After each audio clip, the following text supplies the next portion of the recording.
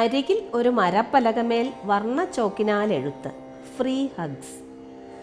ആകർഷകമായ ഉടയാടകളോ കൃത്രിമ ചായങ്ങളോ അതിശയിപ്പിക്കുന്ന ആകാരഭംഗിയോ ലളിതസുന്ദരവും ഭാവസാന്ദ്രവുമായ എഴുത്തുകളിലൂടെയും മനോഹരമായ കഥ പറച്ചിലിലൂടെയും ശ്രദ്ധേയയായ സാഹിത്യകാരിയും അധ്യാപികയുമായ ഉമാ ത്രിദീപാണ് ഇന്ന് സ്ത്രീശക്തിയിൽ നമ്മുടെ അതിഥി.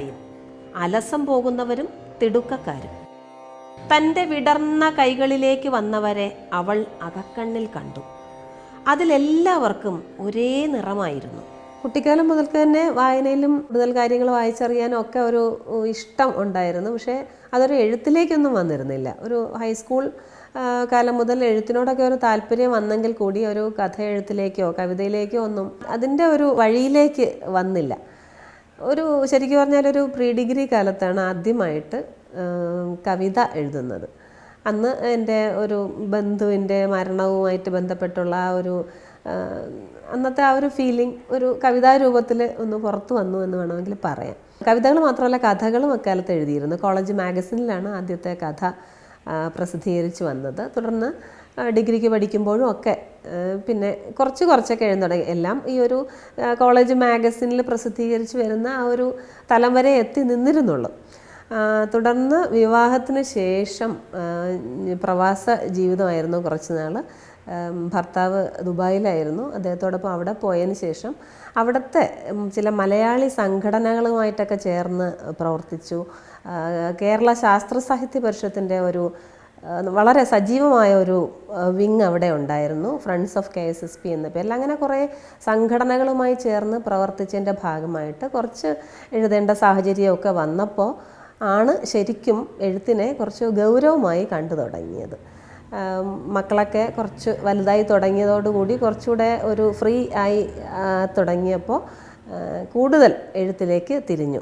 ശരിക്കും അപ്പോഴാണ് കവിതകളിലേക്ക് കൂടുതലായി ശ്രദ്ധ കേന്ദ്രീകരിച്ചത്. അതിന് മുമ്പൊക്കെ നേരത്തെ പറഞ്ഞ പോലെ കഥകൾ, ലേഖനങ്ങൾ ഒക്കെ എഴുതിയിരുന്നെങ്കിലും പിന്നീട് അങ്ങോട്ട് കവിതകൾ കൂടുതൽ വായിക്കാനും എഴുതാനുമുള്ള ഒരു സാഹചര്യം അപ്പോഴാണ് വന്നത്. ഒരു 14 വർഷത്തെ പ്രവാസ ജീവിതത്തിന് ശേഷം പിന്നീട് മടങ്ങിയെത്തിയപ്പോൾ ഈ കവിതകളെല്ലാം അന്ന് വരെ എഴുതിയ കവിതകളും പിന്നെ ഉള്ള ഒരു 2-3 വർഷക്കാലം കൊണ്ട് എഴുതിയ കവിതകളും ഒക്കെ ചേർന്നാണ് 2015 ആദ്യത്തെ കവിതാ സമാഹാരം പ്രസിദ്ധീകരിക്കുന്നത്. മുഖം പൂട്ടി ഉഴുതിട്ടും വിതച്ചോരാമണിയെല്ലാം പതിരായല്ലോ, നിലം നന്നായൊരുക്കിയിട്ടും മുഖം പൂട്ടി ഉഴുതിട്ടും വിതച്ചോരാമണിയെല്ലാം പതിരായല്ലോ, ഇടവിള ഇറക്കിയിട്ടും പയറോഴുന്നറുത്തിട്ടും ഇരുപ്പൂവിൽ കൊയ്തതെല്ലാം പിഴവായല്ലോ. എന്നെ സംബന്ധിച്ചിടത്തോളം കവിത എന്ന് പറയുന്നത് അല്ലെങ്കിൽ കവിതയ്ക്കുള്ള വിഷയങ്ങളെന്ന് പറയുന്നത് എൻ്റെ ചുറ്റുവട്ടത്ത് നിന്ന് തന്നെ ഞാൻ കണ്ടെടുക്കുന്നതാണ്. നമ്മുടെ ചുറ്റുപാടും നടക്കുന്ന കാര്യങ്ങൾ നമ്മുടെ മനസ്സിലുണ്ടാക്കുന്ന ഒരു റെസ്പോൺസ്, അതിനോട് പ്രതികരിക്കുന്നത് കവിതാരൂപത്തിലാണ് എന്നെനിക്ക് തോന്നിയിട്ടുണ്ട്. ചെറിയ ചില കാര്യങ്ങൾ പോലെ എനിക്ക് തോന്നാറുണ്ട് കഥയും കവിതയും തമ്മിലുള്ളൊരു വ്യത്യാസം തന്നെ അതാണ്. കഥയ്ക്ക് അതിൻ്റേതായിട്ടുള്ള ഒരു പ്രത്യേക ഒരു ബോഡിയും അതിൻ്റെ ഒരു തുടക്കവും അതിൻ്റെ ഒരു ക്ലൈമാക്സും ഒടുക്കവും ഒക്കെ വേണം. പക്ഷേ കവിതയ്ക്ക് എവിടെ എന്തെങ്കിലും ഒരു തുള്ളി മതി.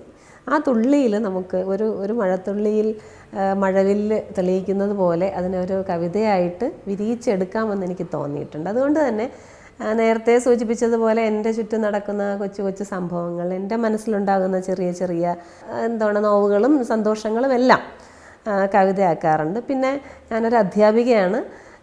അപ്പോൾ കുട്ടികളുമായിട്ട് ബന്ധപ്പെട്ട ഒത്തിരി കാര്യങ്ങൾ, വിദ്യാലയവുമായി ബന്ധപ്പെട്ട കുറേ കാര്യങ്ങൾ അതൊക്കെ കവിതകളായിട്ടുണ്ട്. മിക്കവാറുമൊക്കെ എൻ്റെ മനസ്സിലെ അല്ലെങ്കിൽ എൻ്റെ അനുഭവങ്ങളും എൻ്റെ മനസ്സിലെ തോന്നലുകളും തന്നെയാണ് എൻ്റെ കവിതകൾ. എൻ്റെ രചനകൾ ഞാനിത് ശരിക്കും ചിലതൊക്കെ നമ്മുടെ മനസ്സിൽ നിറഞ്ഞ് ഒരു കാര്യം നമ്മുടെ മനസ്സിൽ നിറഞ്ഞ് അതിങ്ങനെ ശരിക്കും ഒരു പ്രസവം പോലെ എന്ന് തന്നെ പറയാം. ഒരു ഗർഭാവസ്ഥയിലെത്തി അതതിൻ്റെ പൂർണ്ണ വളർച്ച എത്തിയതിന് ശേഷം ഒരു കുഞ്ഞ് പുറത്ത് വരുന്നത് പോലെ ആണ് എൻ്റെ കവിതകൾ പിറക്കുന്നത്. ഞാൻ എൻ്റെ രണ്ടാമത്തെ പുസ്തകത്തിൻ്റെ ആമുഖത്തിൽ അത് സൂചിപ്പിച്ചിട്ടുമുണ്ട്. ഒരു പ്രസവം കഴിഞ്ഞാൽ ഒരു സ്ത്രീക്ക് ഉണ്ടാകുന്ന ആ ഒരു സുഖാലസ്യം എന്ന് വേണമെങ്കിൽ പറയാം. അതാണ് എനിക്ക് ഓരോ കവിതയും പിറന്നു കഴിയുമ്പോൾ തോന്നാറുള്ളത്.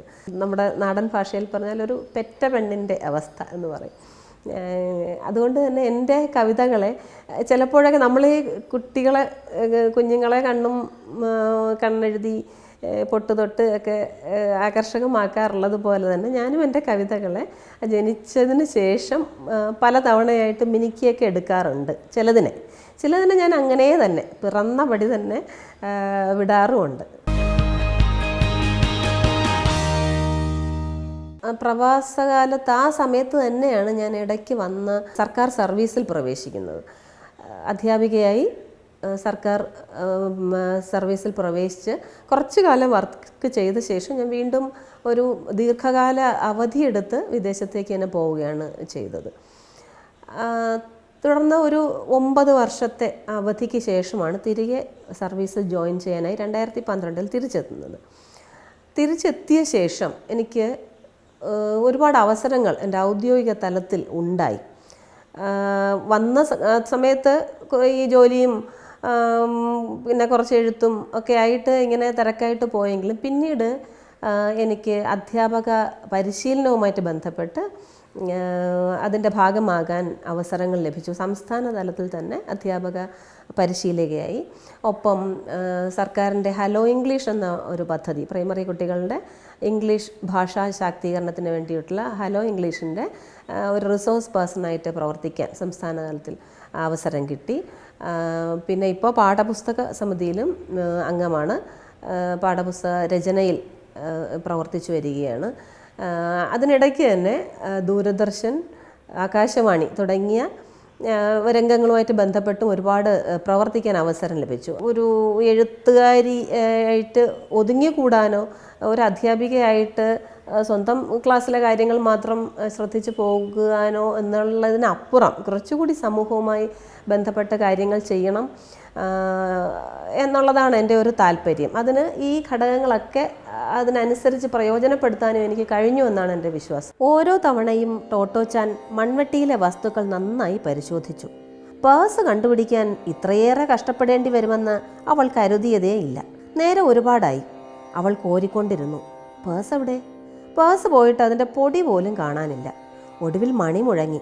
ക്ലാസ് ആരംഭിക്കാൻ സമയമായി. ഇനിയിപ്പോൾ എന്താ ചെയ്യുക? അവൾക്ക് ഒരെത്തും പിടിയും കിട്ടിയില്ല. എന്തായാലും ഇത്രയുമായ സ്ഥിതിക്ക് കുറച്ചുകൂടി നോക്കുക തന്നെ അവൾ നിശ്ചയിച്ചു. പൂർവാധികം വാശിയോടെ അവൾ തിരച്ചിൽ തുടർന്നു. ഇതിനിടെ മാസ്റ്റർ അതുവഴി വന്നു. അപ്പോഴേക്കും കുഴിക്കരികിൽ അഴുക്കിൻ്റെ ഒരു കൂമ്പാരൻ രൂപം കൊണ്ട് കഴിഞ്ഞിരുന്നു. ടോട്ടോ, നീ എന്താ ചെയ്യണേ? മാസ്റ്റർ ചോദിച്ചു. എൻ്റെ പേഴ്സ് ടോയ്ലറ്റിൽ വീണു, അത് തിരയുക. കോരുന്നതിനിടയിൽ ഒരു നിമിഷം പോലും പാഴാക്കാതെ അവൾ പറഞ്ഞു. ഓവോ, നടക്കട്ടെ. തൻ്റെ പതിവ് ശൈലിയിൽ കൈകൾ പിന്നിൽ കെട്ടി അദ്ദേഹം നടന്നകന്നു. DC-യുടെ ഒരു സ്റ്റുഡിയോ നമ്മുടെ ഇവിടെ അടുത്ത് തന്നെ കിൻഫ്രയുടെ ഒരു ക്യാമ്പസിൽ ഒരു സ്റ്റുഡിയോ ചെയ്യുന്നുണ്ടായിരുന്നു. അപ്പോൾ എൻ്റെ ഒരു സഹാധ്യാപകനായിരുന്ന ജയകുമാർ സാറാണ് എന്നെ അതിലേക്ക് ഇൻട്രൊഡ്യൂസ് ചെയ്തത്. അപ്പോൾ ഞാൻ അവിടെ പോയി ആദ്യം അതിൻ്റെ ഒരു വോയിസ് ടെസ്റ്റൊക്കെ നടത്തിയതിന് ശേഷമാണ് പുസ്തകം വായിക്കാൻ തുടങ്ങിയത്. വളരെ രസകരമായിരുന്നു. ഈ ഓഡിയോ ബുക്ക് എന്നുള്ള ഒരു സംരംഭവുമായി ചേർന്ന് പ്രവർത്തിച്ചത് എനിക്ക് വളരെ ഇഷ്ടമാണ്. എൻ്റെ ശബ്ദം ഇങ്ങനെ എനിക്ക് വായിക്കാൻ, താളാത്മകമായി വായിക്കാനും പുസ്തകങ്ങൾ തന്നെ ഉറച്ച് വായിക്കാനും ഒക്കെ വലിയ ഇഷ്ടമാണ്. ക്ലാസ്സിൽ കുട്ടികൾക്ക് മുന്നിലുമൊക്കെ വളരെ ടോണൽ വേരിയേഷൻ, ഇൻറ്റൊനേഷൻ, റൈമൊക്കെ ഒപ്പിച്ച് വായിക്കാൻ, മലയാളമായാലും ഇംഗ്ലീഷായാലും വലിയ താല്പര്യമാണ്. അതുകൊണ്ട് തന്നെ ഈ ഒരു ഓഡിയോ ബുക്കിൻ്റെ ആ ഒരു ചാൻസ് വന്നപ്പോൾ വളരെ സന്തോഷത്തോടു കൂടി സ്വീകരിക്കുകയാണ് ചെയ്തത്. വായനയിൽ അത് പ്രത്യേകിച്ചും സംഭാഷണമൊക്കെ വായിക്കുമ്പോൾ ഓരോ കഥാപാത്രങ്ങൾക്കും ഒരു ശബ്ദ വിന്യാസമൊക്കെ വരത്തക്കവണ്ണം വായിക്കുന്നത് വളരെ രസകരമാണ്. മാസ്റ്റർ വീണ്ടും വന്നു. കിട്ടിയോ? അദ്ദേഹം ചോദിച്ചു. ഇല്ല. കൂനകൾക്കിടയിൽ നിന്ന് ടോട്ടോച്ചാൻ കഴുത്തുയർത്തി. മുഖം വിയർത്തൊലിക്കുന്നുണ്ടായിരുന്നു. കവിളുകൾ വല്ലാതെ ചുവന്നിരുന്നു. അവളുടെ അടുത്തേക്ക് അല്പം കൂടി നീങ്ങി നിന്ന് കുസൃതി നിറഞ്ഞ സൗഹൃദഭാവത്തിൽ മാസ്റ്റർ പറഞ്ഞു. തിരഞ്ഞു കഴിഞ്ഞാലേ ഒക്കെ തിരികെ കോരി ഇടണം. എന്താ ഇടുവോ? ശേഷം പഴയ മട്ടിൽ അദ്ദേഹം നടന്നു മറഞ്ഞു. ഞാൻ ഇപ്പോഴും ഓർക്കുന്ന ഒരു പുസ്തകത്തിൽ ദൈവാവിഷ്ടർ എന്ന് പറയുന്ന പുസ്തകം, അതിൽ ബിബിളിക്കലാണ്, കുറേ ഭാഗം ബൈബിളുമായിട്ട് ബന്ധപ്പെട്ടാണ് വരുന്നത്. അപ്പോൾ ആ ബൈബിളിൽ നിന്നുള്ള ഭാഗങ്ങൾ വേറൊരു ശബ്ദത്തിൽ വേറൊരു ഈണത്തിലും, അതായത് ശരിക്കും ഈ പള്ളിയിലൊക്കെ വായിക്കുന്ന പോലെ അതും, പിന്നെ കഥാപാത്രങ്ങളുടെ സംഭാഷണം മറ്റൊരു രീതിയിലും ഒക്കെ വായിക്കാൻ കഴിഞ്ഞു. അതുപോലെ ഉണ്ണിക്കുട്ടൻ്റെ ലോകം, നന്ദനാരുടെ ആ പുസ്തകം വായിച്ചപ്പോൾ കുട്ടികൾക്ക് രസിക്കുന്ന രീതിയിൽ, കുട്ടികളോട് കുട്ടികളോട് സംവദിക്കുന്ന രീതിയിലൊക്കെ അത് അപ്പോഴും നമ്മുടെ ഒരു ഭാവഹാവാദികളൊക്കെ അങ്ങ് മാറും. കുട്ടികളോട് സംസാരിക്കുമ്പോൾ നമ്മൾ സാധാരണ അധ്യാപകനെ മദറീസ് ലാംഗ്വേജ് എന്നൊക്കെ പറയാറുണ്ട്. ആ രീതിയിലൊക്കെ വായിക്കാൻ പറ്റിയിട്ട് വളരെ നല്ലൊരു അനുഭവമായിരുന്നു അത്. അധ്യാപികയാണെന്ന് നേരത്തെ പറഞ്ഞല്ലോ. ഞാനൊരു പ്രൈമറി LP ലെവൽ 4ാം ക്ലാസ്സിലെ അധ്യാപികയാണ്. അപ്പോൾ കുട്ടികളുമായിട്ട് നിരന്തര സമ്പർക്കമാണ്.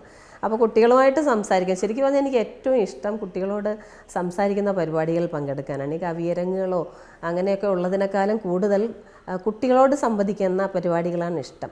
അതുകൊണ്ട് തന്നെ ഏത് സ്കൂളിലും എന്ത് പരിപാടിക്കും, കുട്ടികളോട് സംസ്കരിക്കാനുള്ള പരിപാടിക്ക് ഞാൻ ഒരു തടസ്സവും കൂടാതെ പോകാറുമുണ്ട്. ഈ കോവിഡ് അവധിക്കാലത്ത് സ്കൂളുകൾ അടഞ്ഞു കിടന്ന സമയത്ത്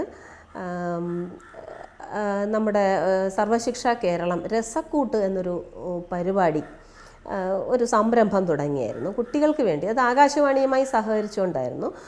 കുട്ടികൾക്ക് വേണ്ടി കുറച്ച് കഥകളും പാട്ടും ഒക്കെ ചിത്രീകരണ രൂപത്തിൽ അവതരിപ്പിക്കുന്നത്. അപ്പം ഞാൻ അതുമായിട്ട് ബന്ധപ്പെട്ട് അതിൻ്റെ സ്ക്രിപ്റ്റ് റൈറ്റിങ്ങിലൊക്കെ സഹകരിച്ചിരുന്നു. അപ്പോൾ അതിനുവേണ്ടി കുറേയേറെ കുഞ്ഞി കഥകളും കൊച്ചു കൊച്ചു പാട്ടുകളും കവിതകളും ഒക്കെ എഴുതി. അപ്പോൾ എനിക്കത് വളരെ രസകരമായിട്ട് തോന്നി, കുട്ടികൾക്ക് വേണ്ടി എഴുതുക എന്നുള്ളത്. അതിനുശേഷം ഞാൻ കുറേ കുഞ്ഞി കഥകൾ അതിനുശേഷവും എഴുതി.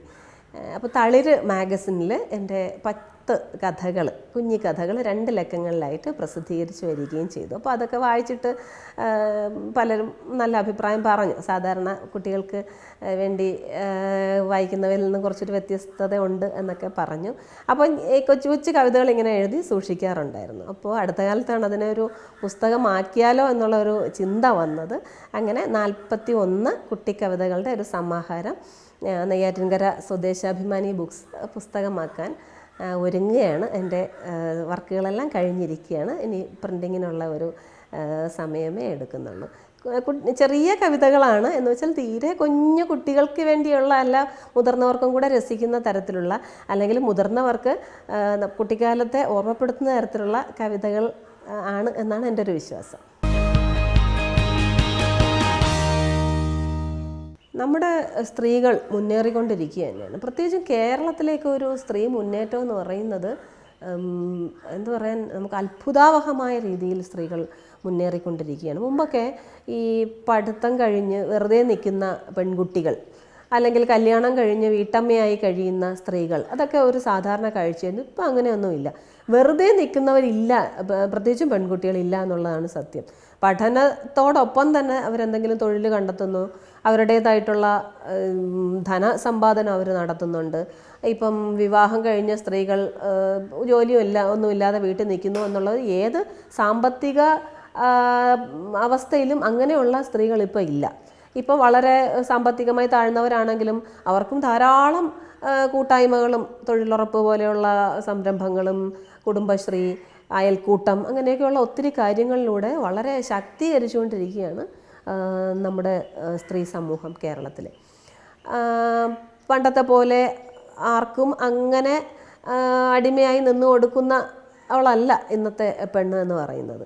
പിന്നെ എനിക്ക് വ്യക്തിപരമായിട്ട് തോന്നിയിട്ടുള്ള ഒരു കാര്യം, ഇപ്പോഴത്തെ പെൺകുട്ടികളുടെ, പ്രത്യേകിച്ച് നമ്മുടെ വിദ്യാലയ അന്തരീക്ഷത്തിലേക്ക് പെൺകുട്ടികൾ കുറച്ച് കൂടുതൽ എല്ലാ കാര്യത്തിലും മുന്നോട്ട് വരികയും അതിനനുസരിച്ച് ആൺകുട്ടികൾ പുറകോട്ട് പോവുകയും ചെയ്യുന്നുണ്ടെന്നുള്ള ഒരു കാര്യം, അത് ആരും അങ്ങനെ ശ്രദ്ധിക്കാത്ത ഒരു കാര്യമാണ്. നമ്മൾ സ്കൂളിൽ തന്നെ ഇപ്പോൾ എന്തെങ്കിലും പ്രോഗ്രാമിനൊക്കെ നമ്മളൊരു ഇനിഷ്യേറ്റീവ് എടുക്കുമ്പോൾ മുന്നോട്ട് വരുന്ന എല്ലാം പെൺകുട്ടികളാണ്.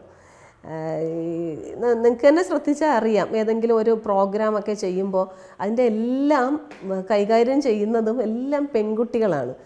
എല്ലാത്തിനും സമ്മാനം വാങ്ങിക്കാൻ എത്തുന്ന പെൺകുട്ടികളാണ്. നമ്മുടെ ആൺകുട്ടികൾ ഇപ്പോൾ എന്തോ ഒന്ന് ഒതുങ്ങി പോകുന്നതായിട്ട് എനിക്ക് ഫീൽ ചെയ്യാറുണ്ട്.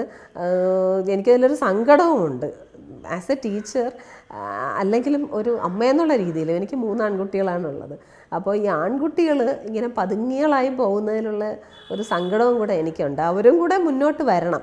നമ്മൾ സ്ത്രീ ശാക്തീകരണം എന്നുകൊണ്ട് ഉദ്ദേശിക്കുന്നത് സ്ത്രീകളും മുന്നോട്ട് വരണം, ഒപ്പം ആണുങ്ങളും മുന്നോട്ട് വരണം. മുന്നോട്ട് അല്ലാതെ അവരെ പിന്നിലാക്കിക്കൊണ്ടുള്ളൊരു മുന്നേറ്റം അല്ല വേണ്ടത്. എന്തുകൊണ്ടാണെന്ന് അങ്ങനെ ഒരു മാറ്റം വരുന്നത് ഇപ്പം അടുത്ത കാലത്തായിട്ട് ഞാൻ കണ്ടിട്ടുള്ള മറ്റൊരു ആശങ്കാജനകമായൊരു കാര്യം എന്താണെന്ന് വെച്ചാൽ ഒരുപാട് ആത്മഹത്യാ വാർത്തകൾ നമ്മളിപ്പോൾ കേൾക്കുന്നുണ്ട്. ഒരുപക്ഷെ നമ്മൾ ഈ യുവ ആത്മഹത്യയിൽ കേൾക്കുന്നതിൽ ഒരു 90% ആൺകുട്ടികളാണ്. ഒരു 20 വയസ്സിനും 25 വയസ്സിനും ഇടയ്ക്കുള്ള ധാരാളം ആൺകുട്ടികളുടെ ആത്മഹത്യ നമ്മളിപ്പോൾ കേൾക്കുന്നത്. അത് പ്രണയപരാജയമോ അല്ലെങ്കിൽ ജോലി സ്ഥലത്തെ പ്രശ്നങ്ങളോ ഒക്കെ കൊണ്ടാണെന്നാണ് നമ്മൾ കേൾക്കുന്നത്. അതൊന്നും താങ്ങാനുള്ള ഒന്നും അഭിമുഖീകരിക്കാനുള്ള ഒരു കഴിവ് നമ്മുടെ ഇന്നത്തെ ആൺ യുവതയ്ക്ക് നഷ്ടപ്പെട്ടു പോകുന്നുണ്ടോ എന്നുള്ളത് വളരെ ആശങ്കാജനകമാണ്. ഒരു പക്ഷേ പെൺകുട്ടികൾ അതിനെയൊക്കെ ഒരു പരിധിവരെ, ഞാൻ ജനറലൈസ് ചെയ്യുകയല്ല, ഒരു പരിധിവരെ പെൺകുട്ടികൾ അതിനെയൊക്കെ ഓവർകം ചെയ്യുന്നുണ്ട്. ഇപ്പോൾ ഈവൻ പ്രണയ പ്രശ്നങ്ങൾ, പ്രണയപരാജയമാണെങ്കിൽ പോലും അതിനെ അതിജീവിച്ച് പോകാൻ പെൺകുട്ടികൾക്ക് കഴിയുന്നുണ്ട്. പക്ഷേ ആൺകുട്ടികൾ അതിൽ വല്ലാതെ അവരങ്ങ് അന്തർമുഖരായി പോകുന്നു. ആത്മഹത്യ അല്ലെങ്കിൽ ഒരു പരാജയം അല്ലെങ്കിൽ ഒരു നോ കേൾക്കേണ്ടി വന്നാൽ ഒന്നുകിൽ ആ നോ പറഞ്ഞ ആളിനെ കൊല്ലുന്നു, അല്ലെങ്കിൽ സ്വയം ഇല്ലാതാവുന്നുള്ള എന്ന നിലയിലേക്ക് ആൺകുട്ടികൾ പോകുന്ന ഒരവസ്ഥ കാണുന്നുണ്ട്. ഈയിടെ ഞാൻ അതിനെക്കുറിച്ചൊന്ന് എഴുതുകയും ചെയ്തു. തിരികെ വരുന്നുവോ രമണകാലം എന്ന് പറഞ്ഞ് ഞാൻ പണ്ട് രമണൻ ആത്മഹത്യ ചെയ്തതുപോലെ ഇപ്പോൾ ഒരുപാട് ആൺകുട്ടികൾ ഇങ്ങനെ സമൂഹത്തിൽ പിന്തിരിഞ്ഞു നിൽക്കുകയും സ്വയം ഇല്ലാതാവുകയും ചെയ്യുന്ന ഒരു പ്രവണത കാണുന്നുണ്ട്. അത് എന്തുകൊണ്ടാണെന്നറിയില്ല, അത് നമ്മൾ മാറ്റിയെടുക്കേണ്ടതുണ്ട്.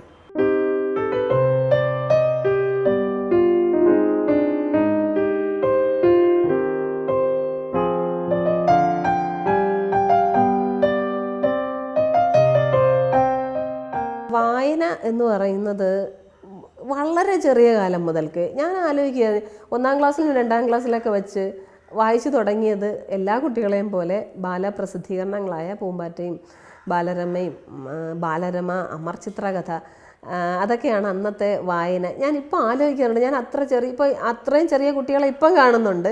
അപ്പം ഞാൻ ആലോചിക്കുന്നുണ്ട്, അന്നൊക്കെ എനിക്ക് ഇത്രയും വായിക്കാൻ കഴിഞ്ഞിരുന്നോ എന്ന്. അന്ന് എനിക്ക് മാത്രമല്ല, എൻ്റെ തലമുറയിൽപ്പെട്ടവരൊക്കെ അങ്ങനെ വായിക്കുന്നുണ്ടായിരുന്നു. അതിലൂടെ തന്നെയാണ് ശരിക്കും വായനയിലേക്ക് വന്നത്.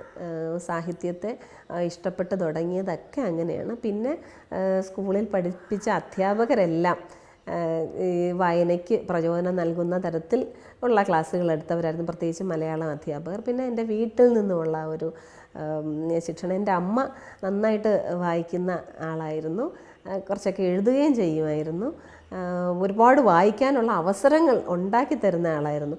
പിന്നെ കൊച്ചിലെ മുതലേ തന്നെ സാഹിത്യ സംബന്ധിയായ മത്സരങ്ങൾക്ക്, പദ്യം ചൊല്ലൽ, പ്രസംഗം, പ്രശ്നോത്തരി, അങ്ങനെയൊക്കെയുള്ള പരിപാടികൾക്ക് ചേർക്കുകയും അതിനൊക്കെ എന്നെ തയ്യാറെടുപ്പിക്കുകയൊക്കെ ചെയ്യുമായിരുന്നു എൻ്റെ അമ്മയാണ്. അപ്പോൾ ഇതെല്ലാം കൂടെ ചേർന്നപ്പോൾ ഇത് വായനയിലേക്ക് കൂടുതൽ താല്പര്യം ഉണ്ടായതാണെന്ന് തോന്നുന്നു. ഇപ്പോൾ ആലോചിക്കുമ്പോൾ വലിയ വലിയ നോവലുകളൊക്കെ അന്ന് അതിൻ്റെ ഒന്നും അർത്ഥം പോലും അറിഞ്ഞുകൊണ്ടല്ല, എങ്കിലും ഒരു പ്രൈമറി ഹൈസ്കൂൾ കാലത്ത് തന്നെ ഒരുപാട് പുസ്തകങ്ങളെടുത്ത് വായിക്കാനൊക്കെ ഒരു താല്പര്യം കാണിച്ചിരുന്നു. ഇഷ്ടത്തോടെയാണ് വായനയെ അന്നും എന്നും കാണുന്നത്.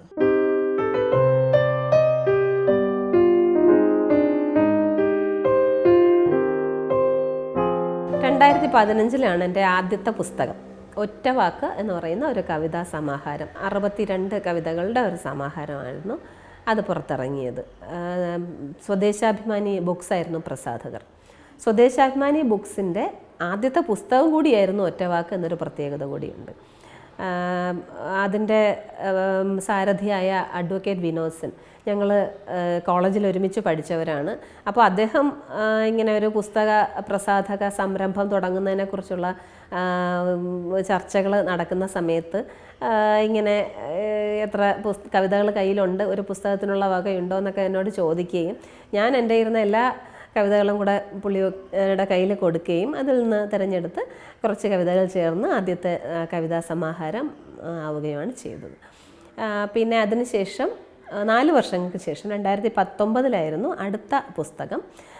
അത് പൂക്കാൻ നേരം ഇല്ലിക്കാട് പറഞ്ഞത് എന്ന കവിതാ സമാഹാരമായിരുന്നു. 73 കവിതകളുടെ ഒരു സമാഹാരമാണ്.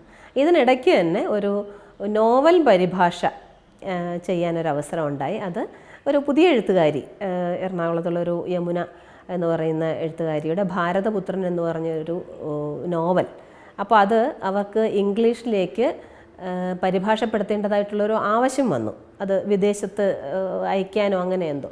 അപ്പോൾ എന്നോട് ആവശ്യപ്പെട്ടിരുന്നു. അപ്പോൾ ഞാനത് ചെയ്യുകയും ചെയ്തു. അത് വളരെ കുറച്ച് കോപ്പികൾ മാത്രം അച്ചടിക്കാൻ, അതൊരു പ്രത്യേക ആവശ്യത്തിന് വേണ്ടി ചെയ്തതാണ്. എൻ്റെ 2 കവിതാ സമാഹാരങ്ങളും 1000 കോപ്പി അടിക്കുകയും ഇപ്പം ആദ്യത്തെ ഒറ്റവാക്ക് എന്ന കവിതയുടെ 2ാം പതിപ്പ് ഇറങ്ങാൻ പോവുകയാണ്. അതിനുള്ള ഒരുക്കങ്ങളും കൂടെ നടക്കുകയാണ്.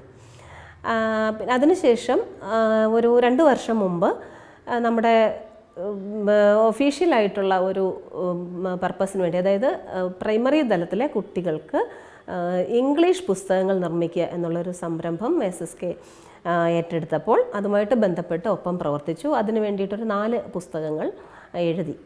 കുട്ടിക്കഥകളാണ് ഇംഗ്ലീഷിൽ. 3 എണ്ണം അതിനുവേണ്ടി എഴുതുകയും 1 എണ്ണം വിവർത്തനം ചെയ്യുകയും ചെയ്തു. അങ്ങനെ ഒരു 4 കുഞ്ഞു പുസ്തകങ്ങളുണ്ട്. പിന്നെ ഇനി വരാൻ പോകുന്നത് നേരത്തെ സൂചിപ്പിച്ചതുപോലെ കുട്ടികൾക്ക് വേണ്ടിയിട്ടുള്ള കുട്ടിക്കവിതകൾ, കുട്ടികൾക്കും വലിയവർക്കും വേണ്ടിയിട്ടുള്ള കുട്ടിക്കവിതകൾ എന്ന ടൈറ്റിലോടുകൂടി കരിയില വഴിയിലെ കലപിലകൾ എന്ന പേരിലൊരു ബാലസാഹിത്യ കൃതിയാണ്. ഒപ്പം തന്നെ ഒരു ചില അനുഭവങ്ങൾ ചേർത്ത് വെച്ച്, അനുഭവക്കുറിപ്പുകൾ ചേർത്ത് വെച്ചുകൊണ്ട് ധന്വന്തരിയിലെ ചിറകടികൾ എന്ന് പറഞ്ഞത് അത് കൂടുതലും പക്ഷികളുമായിട്ട് ബന്ധപ്പെട്ടാണ്. പക്ഷികളെയും പാട്ടുകളെയും തമ്മിൽ ബന്ധപ്പെടുത്തിക്കൊണ്ടുള്ള ഒരു പുസ്തകവും നിർമ്മാണത്തിലാണ്. ഇപ്പോൾ നേരത്തെ സൂചിപ്പിച്ചതുപോലെ നമ്മുടെ ജോലിയുമായി ബന്ധപ്പെട്ട് കുറേയേറെ കാര്യങ്ങൾ ബന്ധപ്പെട്ട് നിൽക്കുകയാണ്. അത് എന്താണ്, പുസ്തകവുമായിട്ട്, പാഠപുസ്തക രചനയുമായിട്ട് ബന്ധപ്പെട്ടുണ്ട്, നമ്മുടെ അധ്യാപക പരിശീലനവുമായിട്ട് ബന്ധപ്പെട്ട് അങ്ങനെ കുറേ കാര്യങ്ങൾ ചെയ്യുന്നുണ്ട്. ഒപ്പം എഴുത്തിൻ്റെ കാര്യങ്ങളും ഒരു വഴിയിൽ കൂടെ മുന്നോട്ട് പോവുക തന്നെയാണ്. അത്ര സ്പീഡിലല്ലെങ്കിലും എന്താണ്, എഴുതേണ്ടി വരുമ്പോൾ എഴുതിയല്ലേ പറ്റുള്ളൂ. ആ ഒരു രീതിയിൽ ഇങ്ങനെ എഴുതി പോകുന്നുണ്ട്. പിന്നെ മറ്റൊരു പ്രോജക്റ്റ് ഇപ്പോൾ ഉള്ളത് ഒരു പുസ്തകത്തിൻ്റെ പരിഭാഷയാണ്. അത് ഒരു കൊച്ചുകുട്ടി, ഒരു 10 വയസ്സുകാരി എഴുതിയ മൈൻഡ് പബ്ലിക്ക പ്രസിദ്ധീകരിച്ച ഊഞ്ഞാലൂട്ടിയുടെ വിശേഷങ്ങൾ, ഊഞ്ഞാലൂട്ടിയുടെ ഇത്തിരി കാര്യങ്ങളെന്ന് പറഞ്ഞൊരു പുസ്തകം ഈ 2024 പ്രസിദ്ധീകരിച്ചു. അതിൻ്റെ ഒരു ട്രാൻസ്ലേഷൻ ചുമതല ഏൽപ്പിച്ചിരിക്കുകയാണ്. അത് ചെയ്തുകൊണ്ടിരിക്കുകയാണ്. അത് ചെയ്യണം. പിന്നെ നേരത്തെ സൂചിപ്പിച്ചതുപോലെ 2 പുസ്തകങ്ങൾ അതും ഇറക്കണം. പിന്നെ മറ്റൊരു നോവൽ, ഒരു ദ്വിഭാഷാ നോവൽ, അത് എൻ്റെ ഒരു സഹപ്രവർത്തകനായ ഒരു അധ്യാപകനുമായിട്ട് ചേർന്ന്, മലപ്പുറത്ത് അധ്യാപകനായിരുന്ന, ഇപ്പം വിരമിച്ചു, സുഗതൻ മാഷുമായിട്ട് ചേർന്ന് ഒരു കുട്ടികൾക്ക് വേണ്ടി ഒരു നോവൽ, അതിൻ്റെയും പണി നടന്നുകൊണ്ടിരിക്കുകയാണ്. അത് ഒരു ആനക്കഥയാണ്. മലയാളവും ഇംഗ്ലീഷും, ഒരു പേജിൽ മലയാളവും ഒരു പേജിൽ ഇംഗ്ലീഷുമായിട്ട് ഒരു ദ്വിഭാഷാ നോവൽ, 12 അധ്യായങ്ങളുള്ളൊരു നോവൽ, അതും അടുത്ത് തന്നെ ചെയ്യും. അങ്ങനെ ഒത്തിരി കാര്യങ്ങൾ മനസ്സിലുണ്ട്. നമ്മുടെ ഔദ്യോഗിക തലത്തിലും ഒരുപാട് കാര്യങ്ങൾ ചെയ്യണം എന്നുണ്ട്. അതുപോലെ തന്നെ എഴുത്തിലും എല്ലാം രണ്ടും സമാന്തരമായി മുന്നോട്ട് കൊണ്ടുപോകണം എന്ന് തന്നെയാണ് ആഗ്രഹം.